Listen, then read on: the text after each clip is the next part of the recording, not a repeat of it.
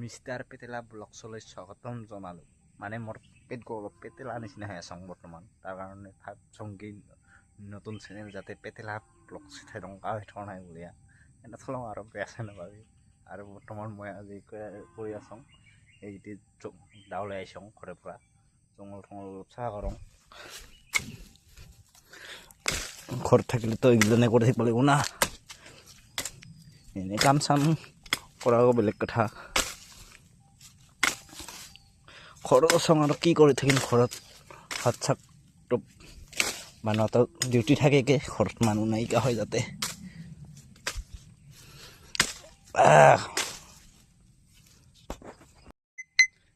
এইখানে আমার পুরানি বাড়িখান লেটিং আছিল এটি পোষ আছিল, এটি পচিয়া গেল পচিটি গাইস কি কম আর কি কিনি করং দেখাই পে থাকবি।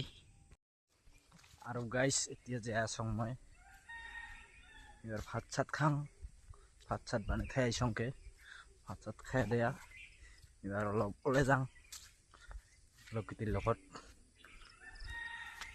আড্ডা মাৰিব লাগে না অলপ চলপ, ইমান দৰ কাম কৰি থাকিবি। ওলাই যাং, কাকাক লগ পাং না নাপাং। ৰবিবাৰ দিনটোত মানে ইনকাই আল্টু ফাল্টু নিচিনা লাগি থাকে, দেখাবিলাক ভাল চাল নালাগে। বন্ধুৰ লগত নোলালে একদম ভাল চাল নালাগে গাইছ। আৰু এই যে লবাৰ আজি কাটা নাই, উত্তৰ আৰু পুৰণ দাদি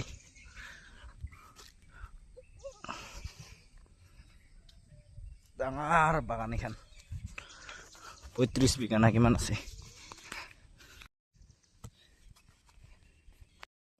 কি কইছ তই, কি কইছ? ভোক লাগছে বান্দর থাট নাকার ভোক লাগছে। গাইস খানা দানা হয়ে গেল, এবার অলপ ঘুমালং, ঘুমে সুমিয়া উঠিয়া এবার অলপ গরুগিটিকে সরাব যাবা হল। ইমান আৰু লগগুটিৰ লগত যাই সদায় দিনে গৰুগিটিকে সৰাং, গৰুগিটিৰে পেট নভৰে, সেইটো গৰুগিটিৰে পেট ভৰিব লাগে। গৰুগিটিকে দং আৰু গাইস গরুগিটি পাই গেলো। এইটো এটা আছে বান্দা খাই দেখা নাযায় ইয়াত, আৰু এটা আছে ইয়াত, তিনটাই গৰু গাইস। চাৰিদাং পিছত লাহে লাহে নিয়ে আছো আৰু খুটিগিলা এনেকে খোলাব লাগিব।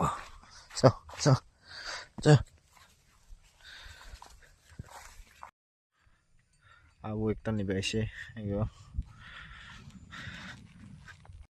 আৰু গাইস ইটা ওলাল, ইটা নিবে দেখাবে ইটা ওলাল।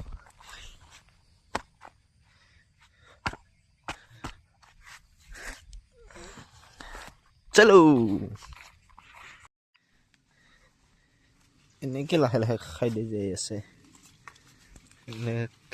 গামাৰি গছৰ পাত কাটি দিছে কোনোবাই, এই যে গামাৰি গছৰ পাত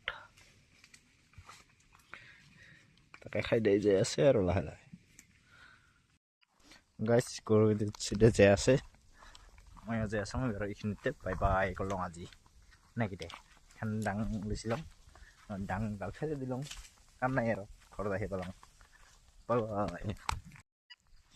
ভিডিঅ' কেনেকা লাগছে জানাবি, কমেন্ট কৰি আৰু শেয়াৰ কৰবি, সাবস্ক্ৰাইব কৰবি। আৰ গাইস নতুন চ্যানেল প্লিজ কৰিয়া সাবস্ক্ৰাইব কৰে দিবি। Bye bye.